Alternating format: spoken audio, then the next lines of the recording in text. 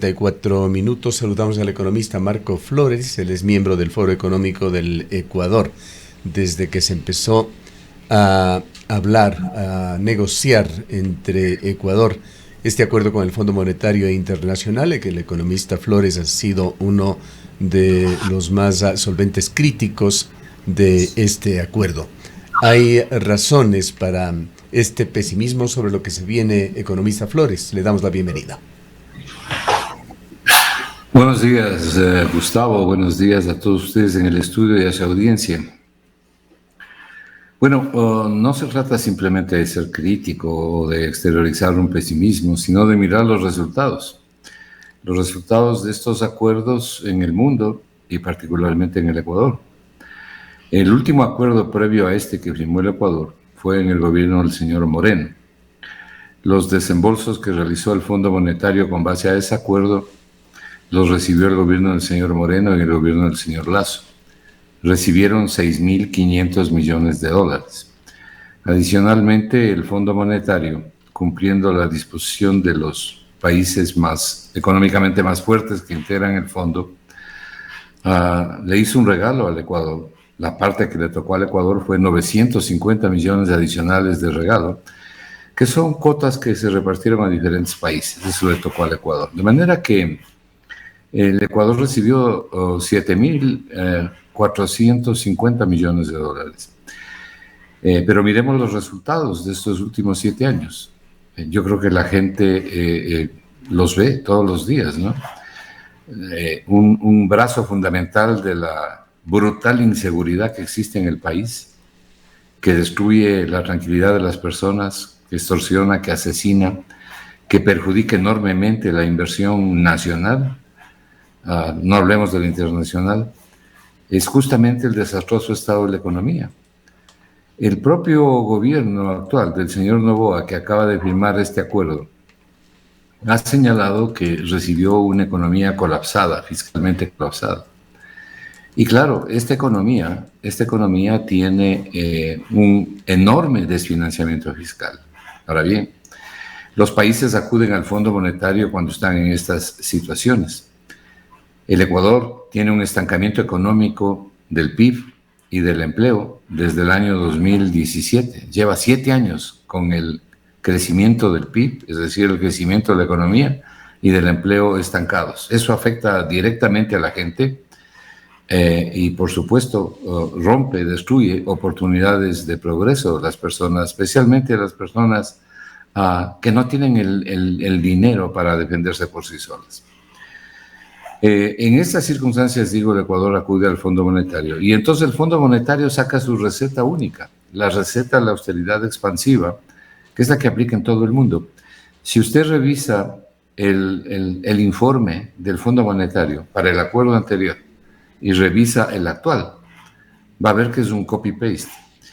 Pero es un copy-paste en general en el mundo. Lo único que cambian son las cifras actualizadas al momento del acuerdo, las circunstancias del momento del acuerdo, es lo que cambia. El resto es un copy-paste. Lo que se ofreció en el acuerdo que firmó el señor Moreno con el Fondo Monetario es lo que se está ofreciendo ahora. La consolidación fiscal, una economía ordenada, la eliminación del déficit, el impulso al crecimiento económico, es decir, una economía ordenada que le lleve al país al crecimiento. Y lo que ha sucedido es todo lo contrario, pero es que la receta del Fondo Monetario apunta no a las causas de los desajustes y de los problemas económicos de países como el Ecuador, apunta a los efectos. El déficit fiscal en el Ecuador no es el que ha producido la contracción del crecimiento económico y del empleo, es justamente al revés. La falta de crecimiento económico suficiente y de empleo suficiente son los que generan el déficit. Por supuesto, se supone que la racionalidad, la más mínima racionalidad, obliga a mantener un grado importante de responsabilidad en las finanzas públicas. El ministro de Finanzas no puede botar la casa por la ventana, pero lo que no puede es destruir la inversión pública. Y eso es desgraciadamente lo que propugnan estos acuerdos, porque lo que el fondo le dice es, mire, usted tiene un déficit, le faltan recursos en el presupuesto, entonces haga ahorros importantes. Los ahorros importantes vienen de dos fuentes. destrucción de la inversión pública y medidas paralelas como la que usted acaba de mencionar, el incremento del precio de los combustibles. Pero no solamente eso, algunas otras cosas adicionales, como la contracción del gasto público, el congelamiento de la masa salarial, en fin. Lo más grave, diría yo, es la paralización de la inversión pública, que es la que ha destruido los servicios públicos en el Ecuador, que son los que sirven a la mayoría de ecuatorianos. ¿Hay algún tipo de efectos positivos que se dan dentro de esto, economista Flores? Sí. Por ejemplo, en cuanto a la sostenibilidad fiscal o fortalecimiento de la dolarización. Esto no sostiene A ver, en primer lugar, el acuerdo no sirve para la sostenibilidad fiscal, porque lo que le entrega son recursos temporales. No nos olvidemos de un dato importante que nos estamos olvidando. En el presupuesto del Estado del año 2024, el año actual, hay ingresos temporales por más de 2.000 millones de dólares. Ingresos temporales quiere decir que se gastan y se acaban, que no se reproducen en el siguiente año. Por ejemplo, ahí están las aportaciones que aprobó la Asamblea Nacional y el presidente de la República. Ahí están las entregas anticipadas de utilidades, masivas entregas anticipadas de utilidades que ha realizado el Banco Central. En fin, hay una lista de ingresos temporales que sobrepasan los 2.000 millones de dólares. Usted me pregunta qué es lo positivo de este acuerdo, o si es que este acuerdo tiene efectos positivos.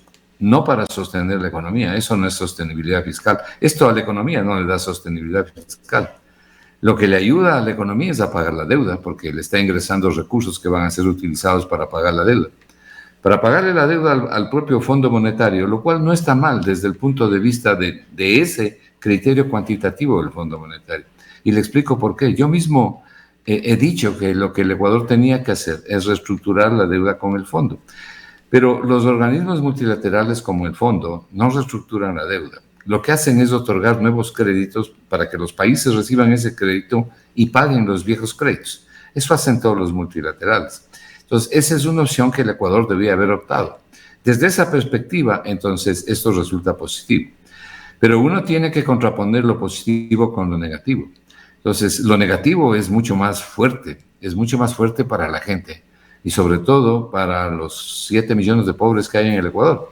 Ahora, economista... ¿Por qué? Porque les liquida la inversión y les liquida las posibilidades de progreso. Sí, Rosana, buenos días. Economista, muy buenos días. Ahora, en todo este contexto se vienen nuevas medidas. Ya se ha anunciado de parte del gobierno nacional, escuchamos al propio ministro encargado de Energía, Roberto Luque, de que se eliminarán los subsidios. No está muy claro cómo lo van a hacer, si va a ser una eliminación, porque igual se habla de compensaciones. Va a ser una focalización de los subsidios, en este caso solamente a los dos combustibles, a las gasolinas Extra y Ecopaís, porque se ha dicho que ni el gas ni el diésel se van a tocar, pero que estas medidas se tomarán en este mismo año y que se aspira que ya hasta finales de este 2024 ya el país cuente con esta decisión en firme respecto de los subsidios de los combustibles. ¿Cómo ve usted esto en este contexto y en esta coyuntura de la economía del país?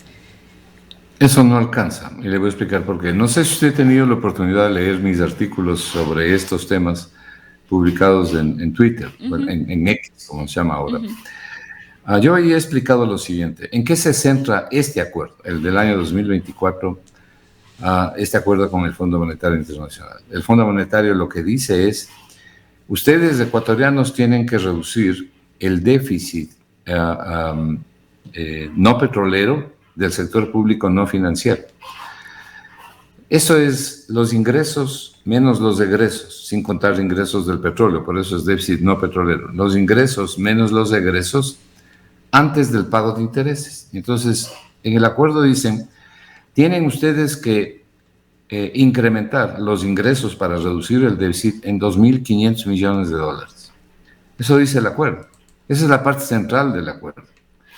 Entonces, la pregunta es, ¿cómo el Ecuador puede recuperar 2.500 millones de dólares? ¿Cómo puede reducir el déficit del año 2023 en 2.500 millones de dólares en el 2024? Entonces, ahí hay varias propuestas, ¿no es cierto? Una de esas es la medida que ya tomó el Ecuador del incremento del IVA. La otra es el incremento de la gasolina Extra y de la Ecopaís, que en un año le daría al país 600 millones de dólares. Eso no alcanza.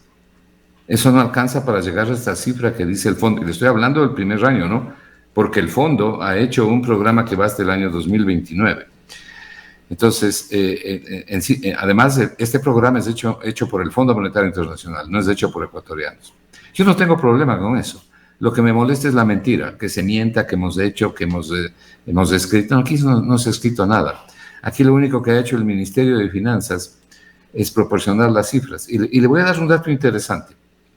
Hay un capítulo en estas 140 páginas que tiene este informe del Fondo Monetario, en donde se señala cosas que son positivas. Por ejemplo, ellos van a revisar la sostenibilidad, más bien dicho, van a tratar de asegurar una mejor gestión financiera de los intermediarios financieros.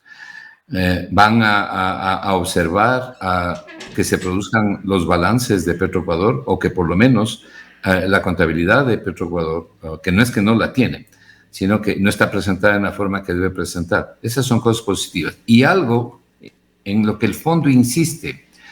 El fondo dice: nosotros hemos exhortado a las autoridades económicas, y así ellas se han comprometido a mostrar una amplia transparencia de las cifras y de la información hacia el público. Y dice que las autoridades económicas, o sea, el ministro de Finanzas, se ha comprometido a eso. Y hace pocos días el ministro de Finanzas acaba de firmar un acuerdo para ocultarle las cifras al país durante 15 años, para ocultarle la información, declarándole él reservada. Una cosa terrible. Pero vamos a lo medular. Este acuerdo, para poder producir lo que el fondo está diciendo, que es la condicionalidad, ¿no es cierto?, generar 2.500 millones de dólares para bajar el déficit en esa proporción. Aparte de las medidas ya señaladas, lo que va a hacer es seguir destruyendo la inversión pública, porque no tiene otra forma de hacerlo. Una contracción fuerte del gasto, la receta de austeridad expansiva del Fondo Monetario. Entonces eso nos genera un problema, no nos permite crecer.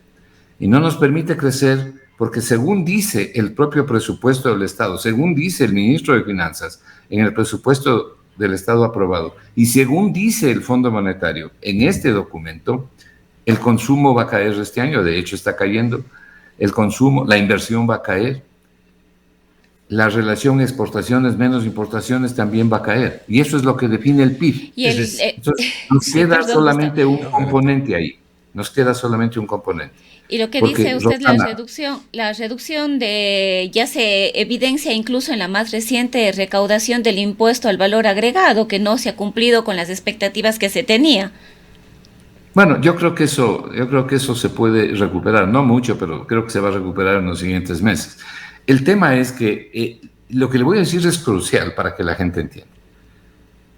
¿Cuál es la ecuación contable del PIB? ¿A qué es igual el PIB? Es igual al consumo más la inversión, más el gasto, más las exportaciones y menos las importaciones.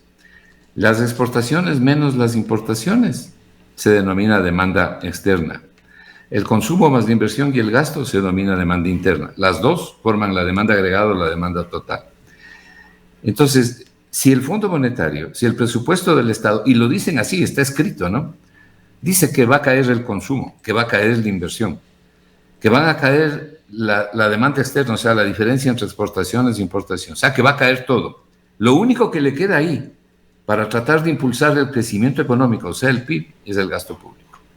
Eso es lo que han hecho los países a lo largo de la historia para salir de las recesiones y depresiones. Este programa y lo que ha hecho el gobierno en los últimos 7 años es justamente lo contrario. Entre los defectos macro que se vislumbran, quisiera preguntarle si es que va a continuar entonces esa desaceleración de la economía ecuatoriana. Pero por supuesto, sí es lo que plantea el programa, porque lo que está planteando el programa es que usted ahorre 2.500 y pico millones de dólares. Esa es la pregunta: ¿y cómo ahorramos si no tenemos crecimiento económico? Entonces, para poder ahorrar... ¿Qué pasaría, y perdóneme la repregunta allí, si es que efectivamente se dan esos otros créditos de otros multilaterales que ha dicho Juan Carlos Vega, el ministro de Economía, que vendrían unos 8.000 millones de dólares adicionales? Bueno, yo no veo los 8.000 millones, yo tengo aquí el programa al fondo, yo no veo los 8.000 millones de dólares adicionales de organismos multilaterales en el año 2024. Además, sería prácticamente imposible.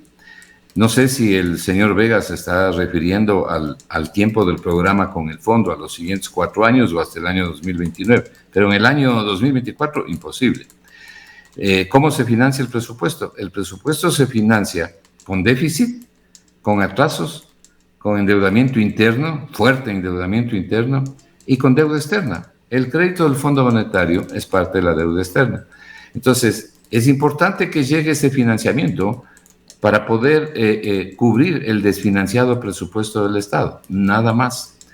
Pero el problema de este programa, no solamente de este programa, esos son los programas del Fondo Monetario en todo lado, en todas partes del mundo. El Fondo Monetario dice, señores ecuatorianos, ustedes tienen déficit fiscal, les falta plata en el presupuesto, entonces van a cortar los gastos. Y cuando hablan de cortar los gastos, lo primero que se corta es el gasto de inversión. Y cuando se corta el gasto de inversión, se destruyen los servicios públicos. Y si usted tiene, como tiene el Ecuador, el consumo, la inversión, las exportaciones y las importaciones cayendo, entonces el corte del gasto lo que hace es ratificar la contracción de la economía, ratificar el estancamiento de la economía, que es un estancamiento que tenemos desde el año 2007. El PIB desde el año 2007, en promedio, ha crecido 0,5% entre el 2007 y el 2023. La tasa de crecimiento de la población ha crecido 1,5%. Y el Ecuador requiere tener un crecimiento económico de 5% anual para arriba y por largo tiempo. Y en estos 7 años ha crecido 10 veces menos. Entonces, si usted lleva adelante un programa contractivo, no espere mejorar el crecimiento económico. Mire, tan contundente es lo que le estoy diciendo que el propio Fondo Monetario estima que el crecimiento económico en el año 2024 va a ser 0. Entonces, yo me preocupé de ver qué más dice el Fondo Monetario en este programa, en este informe, sobre el crecimiento económico. Ellos dicen que se ratifica en el crecimiento 0, 0,1 dicen, o sea, 0. No va a crecer la economía y se ratifica que van a caer los otros agregados económicos que acabo de mencionar y dicen que en el mediano plazo la economía se va a recuperar. Regresé a ver yo el programa del Fondo Monetario con el señor Moreno y con el señor Lazo y dicen exactamente lo mismo y lo que hemos tenido es una catástrofe. Yo no digo que hemos tenido una catástrofe por culpa del Fondo Monetario. Creo que el programa del Fondo Monetario ayudó dándole plata al Ecuador para que pague la deuda, pero no le ayudó a recuperar la economía, y mucho menos los servicios públicos. Los responsables de esta desgracia son los neoliberales criollos que han conducido la economía en los últimos 7 años con una enorme complicidad de un importante sector de la prensa que le engañan a la opinión pública, que le esconden las cifras, que le mienten, que no le dicen la verdad, pero que sin embargo la gente recibe las consecuencias. Economista Una de Flores, esas consecuencias es la inseguridad. Si es que esa reducción del déficit que usted lo cifra y que señala, dice el acuerdo de aproximadamente 2.500 millones de dólares, no va a venir del crecimiento económico, de la generación de empleo, de una mayor producción de Ecuador, ¿de dónde van a salir 2.500 millones de dólares? De lo que le acabo de decir, parte viene del incremento del IVA, otra parte viene del incremento de los subsidios a los combustibles, de la reducción del gasto público. Ahora, la reducción del gasto público no tiene mayor espacio. Usted no puede bajarle los sueldos a la burocracia. Lo que puede es mandar sacando a algunos empleados públicos y seguramente es lo que va a pasar. Entonces, cuando se habla de la reducción del gasto público, lo que va a afectar es nuevamente la inversión. Y cuando usted afecta la inversión, afecta la obra pública que genera crecimiento. O sea, usted va a maltratar una vez más la inversión pública, la obra pública va a seguir destruyendo los servicios públicos, que es lo que está sufriendo la gente. Y ni aún así alcanza. Entonces, ¿qué es lo que yo creo? Que lo siguiente, para poder llegar a estos 2.500 y pico de millones que dice el fondo, en el balance no petrolero del Ecuador, es decir, la suma de ingresos, el balance primario, la suma de ingresos no petroleros menos los gastos antes de pagar intereses, sin considerar los intereses de la deuda. Para poder tener en el balance 2.560 millones de dólares adicionales, las medidas que le acabo de mencionar no alcanzan. Entonces, ¿qué es lo que creo yo que va a pasar? que el gobierno tendrá que, si quiere cumplir esto por lo menos, ¿no? Porque una opción es que no cumpla y no reciba los desembolsos. Ya le desembolsaron el viernes $1.000 millones, ya entraron a la caja fiscal. Entonces, otra opción es que no cumple esto, entonces se vayan paralizando los desembolsos. Pero si quiere cumplir este programa, no para arreglar la economía, sino para recibir la plata, porque estas son metas cuantitativas.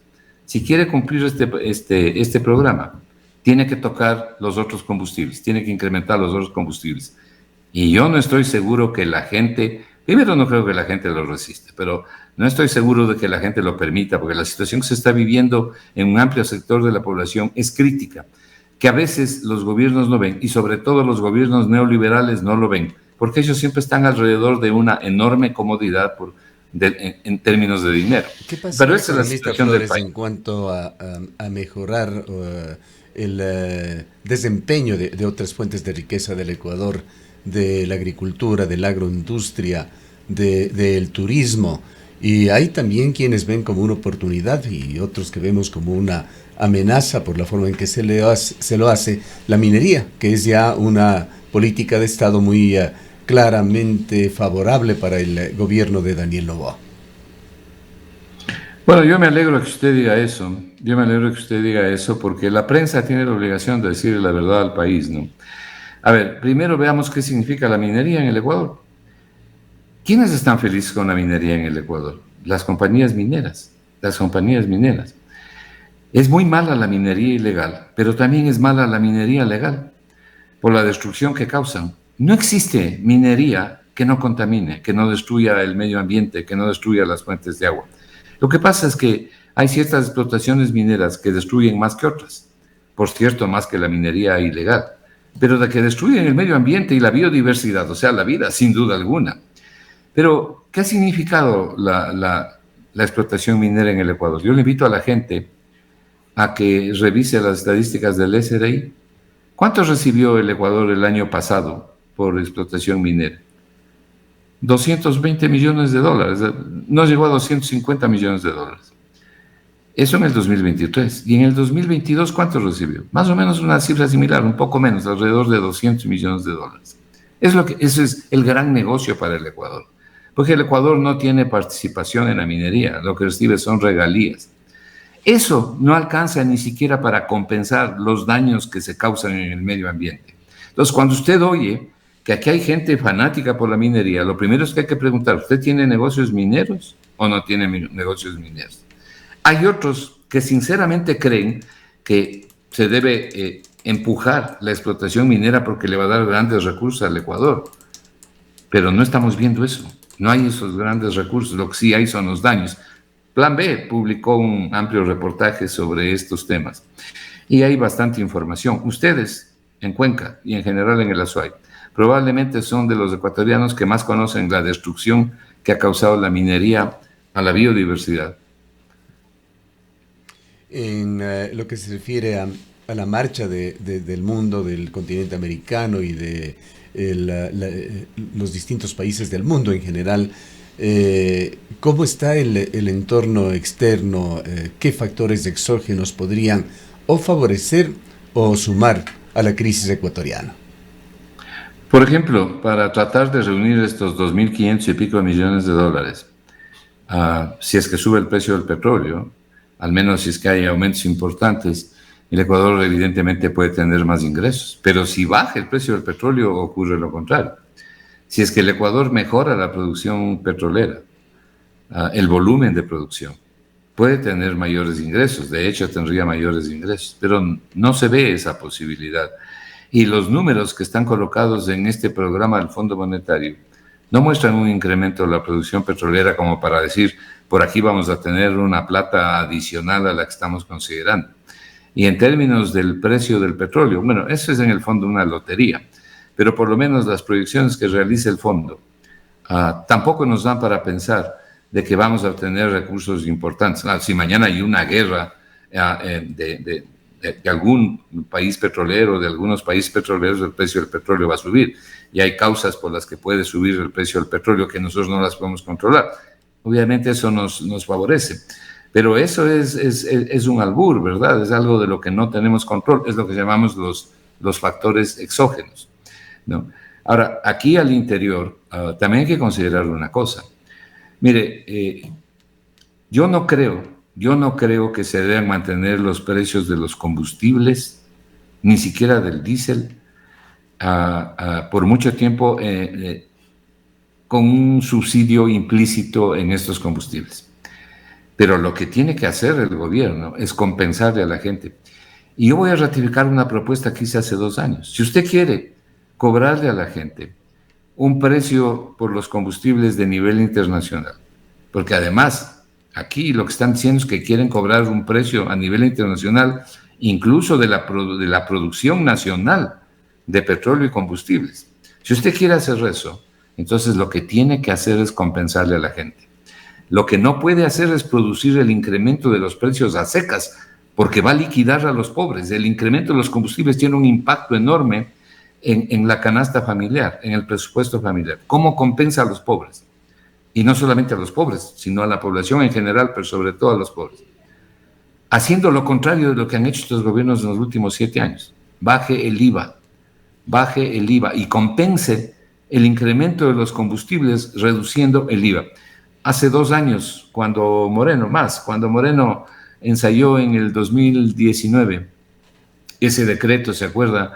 Que casi le cuesta el gobierno, ¿no? Porque provocó una movilización social muy grande. Y ese decreto subió el precio de los combustibles brutalmente a nivel internacional a secas.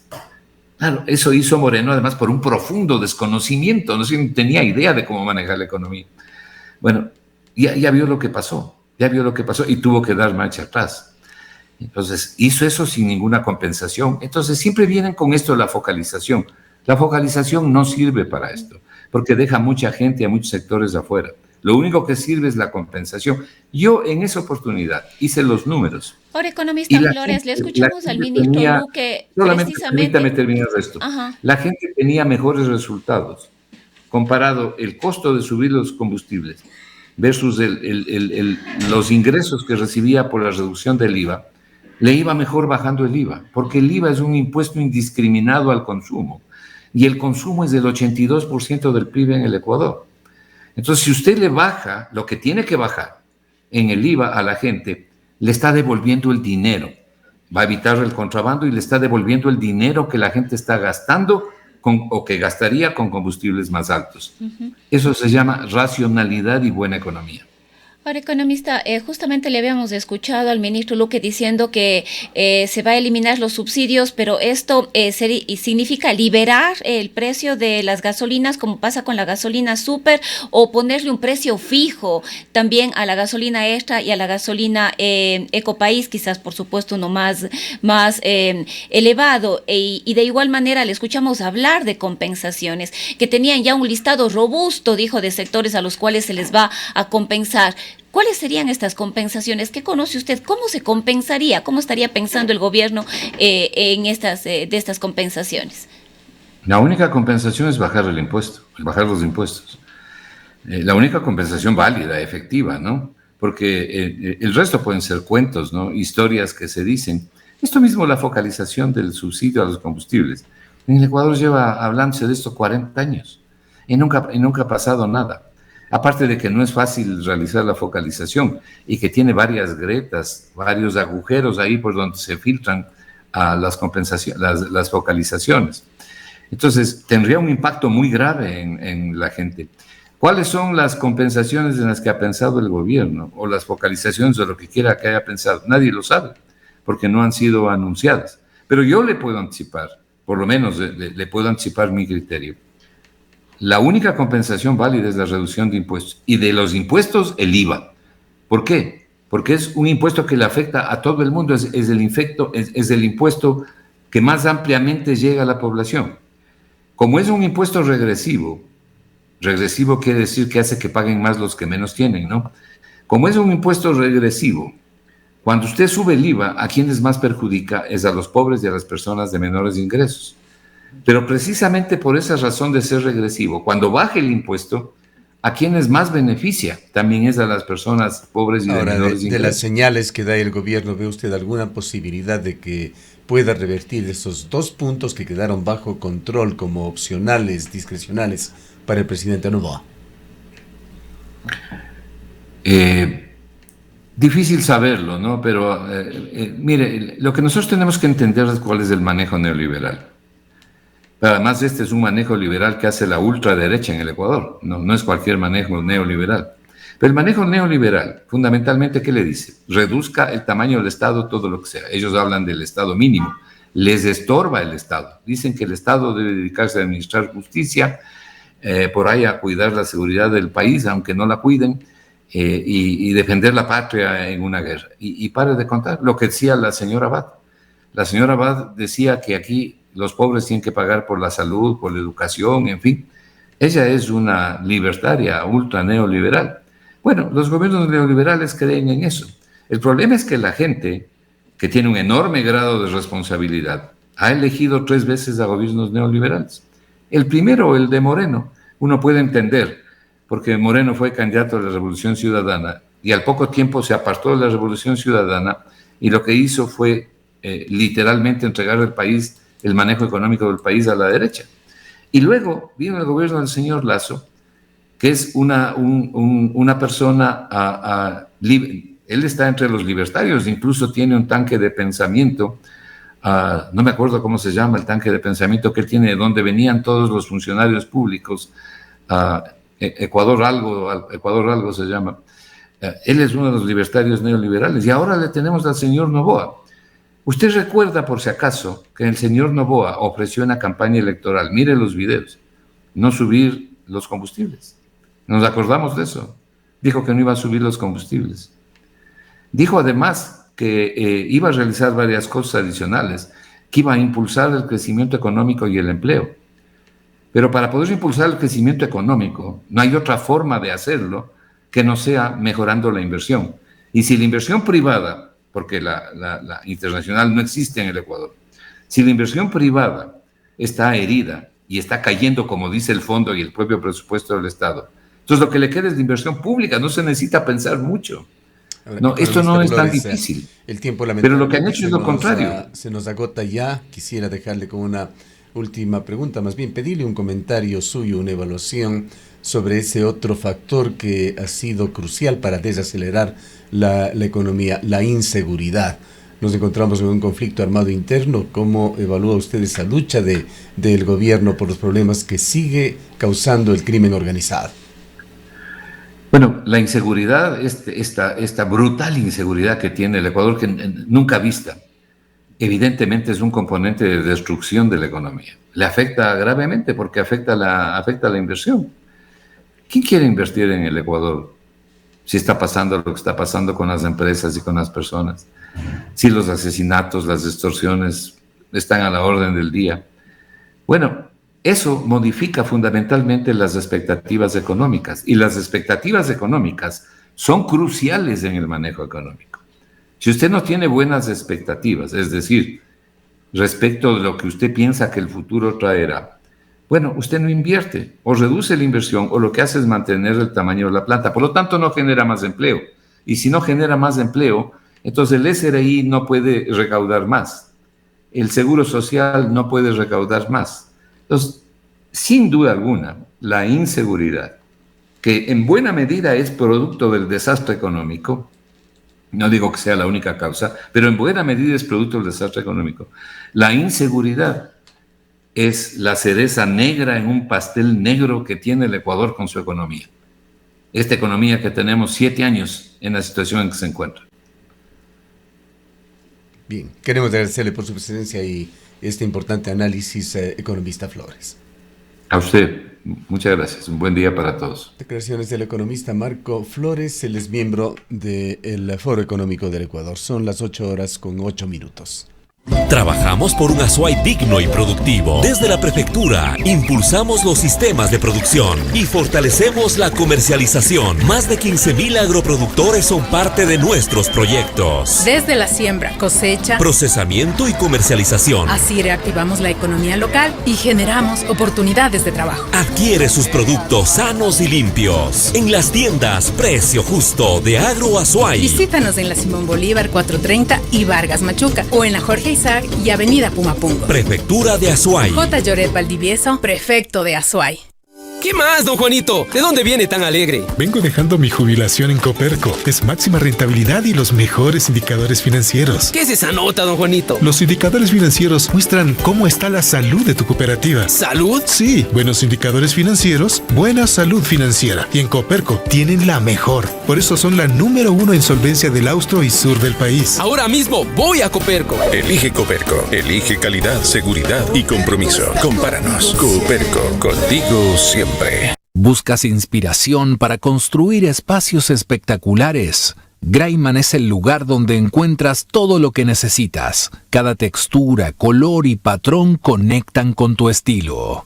Descubre la variedad de porcelanatos, cerámicas, griferías, sanitarios y más productos que tiene Graiman para crear belleza y funcionalidad en los espacios. Visita Graiman Store de la Avenida España y de la Remigio Crespo o el outlet de Totoracocha. El estadio está a reventar, se escucha el cantar de los hinchas, pero continuamos con la jugada y el delantero estrella recibe el balón y con un toque magistral Banco del Austro marcó un gol con sus nuevas tarjetas de crédito y débito fútbol. Solicítala ahora en agencias o en bancodelaustro.com y con cada compra participas en el sorteo de vivir una experiencia futbolera inigualable. Conoce todo lo que tenemos para los amantes del rey de los deportes en nuestra página web. Solicita la tuya ahora. El fútbol se vive con Banco del Austro. Aplican condiciones. Omnitron te ofrece seguridad con instalación y mantenimiento de cercas eléctricas, montaje de sensores y alarmas y también con su servicio de guardianía privada. Seguridad al más alto nivel. Omnitron te protege. La comida es mucho más que ingredientes. Es una experiencia. Creemos en la comida como una forma de expresión. Es la magia que ocurre cuando te sientas en la mesa con los que más amas. La comida es mucho más que ingredientes. Es ese lugar que jamás olvidarás y al que siempre quieres regresar. Industria de Alimentos La Europea, el hogar de la sabiduría.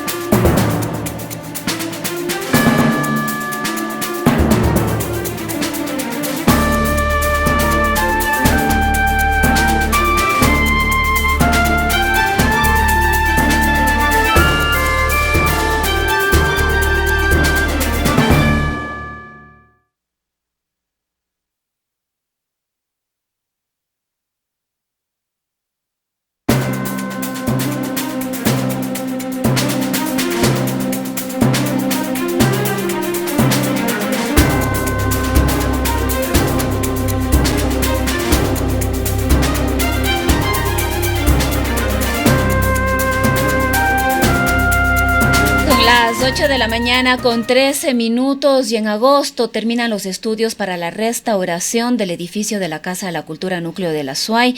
Martín Sánchez, director del organismo, señala que en este momento están buscando financiamiento para la ejecución de la obra.